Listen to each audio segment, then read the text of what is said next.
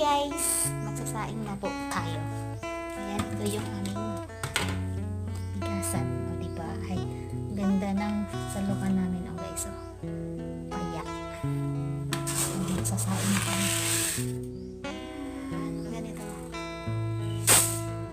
Diba? Ganda ng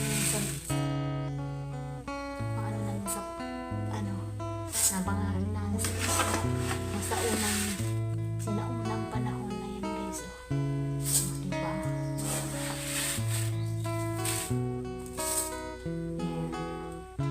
Diba? Ano ng niyog, bao ng niyog ang aming salukan ng bigas.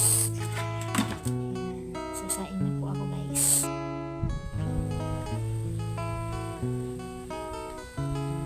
Kano ka kaparo sa Manila doy? Kapalo ito? Ha? Kapalo. Ah, kung gali makapa